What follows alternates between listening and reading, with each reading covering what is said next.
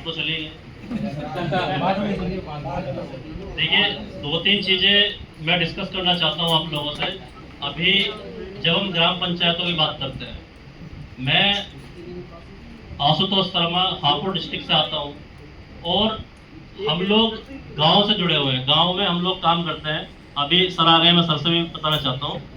2 दिन से हमारा जो ये सेशन चल रहा है बहुत ही शानदार सेशन है, क्योंकि बहुत सारी टेक्निकल चीजें हम लोगों को बताई गई और जो पानी की टंकी है कैसे वो वर्क करेगी उसके लिए चीजें बताई गई। वो एक डिफरेंट विषय है, क्योंकि जो टेक्निकल नॉलेज है वो होनी चाहिए।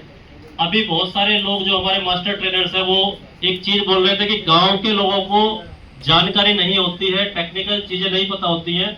आप सब लोग जानते होंगे कि गांव में ट्यूबवेल लगी हुई है, वहां के लोग इतने टेक्निकल लोग हैं कि वो इलेक्ट्रिशियन भी है, प्लम्बर भी है और सारे काम वो खुद से कर लेते हैं। तो वहां पे कोई ये इतना बड़ा प्रोजेक्ट ये नहीं है कि वो लोग इन चीजों को ना समझ पाए। जब हम बताएंगे तो समझेंगे।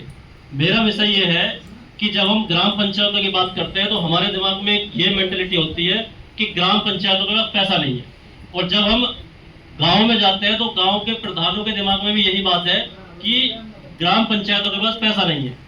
जबकि ये कॉन्स्टिट्यूशन में है कि सेंट्रल गवर्नमेंट, स्टेट गवर्नमेंट और ग्राम पंचायतों की अपनी एक गवर्नमेंट है, उनके लिए फंड अलग से एलोकेट होता है, जो कि जीएसटी वगैरह हम लोग पे करते हैं, उसी में से वो पैसा आता है जहां तक मुझे जानकारी है, और उनका वो पैसा उनको दिया जाता है। तो हर ग्राम पंचायत में जैसे कि आज ये एक टंकी की कीमत लगभग 2 करोड़ रुपए के आसपास आ रही है, जहां तक मुझे जानकारी है।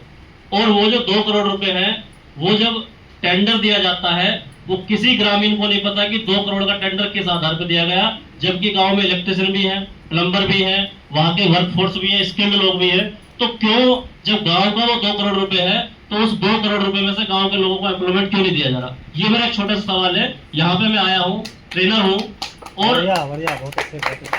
ये सिर्फ एक योजना है कि वो पैसा गांव का है, बट वो एजेंसी गुजरात से आ रही है। ऐसा क्यों? मतलब ये मेरा एक छोटा सा सवाल है। और 1,20,000 करोड़ 1,20,000 करोड़ रुपए एक योजना में लगाया जाता है।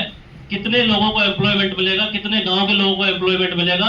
लेकिन हम एज ए ट्रेनर, मैंने एमटेक किया हुआ है इलेक्ट्रिकल से, मैं बहुत सारे प्रोजेक्ट्स पे भी वर्क कर चुका हूँ, मैं एक गांव से आता हूँ।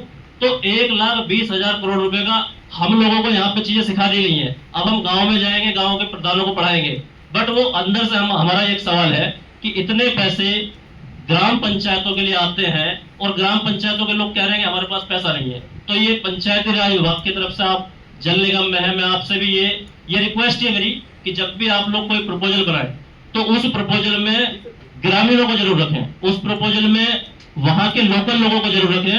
और आप, अच्छी बात है कि मतलब आप इंजीनियर्स हैं, आप लोग योजना बना रहे हैं, आप प्रपोजल बना रहे हैं, तो वो जो प्रपोजल है, बस मेरी एक लास्ट रिक्वेस्ट यही है कि ये ग्राम पंचायतों का पैसा है और ग्रामीणों का पैसा है और ग्रामीणों के लिए आता है।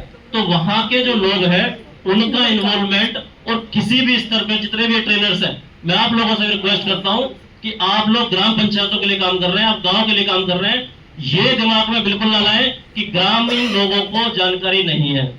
Maximum IAS, maximum PCS, maximum लोग जो है वो ग्रामीण ही है।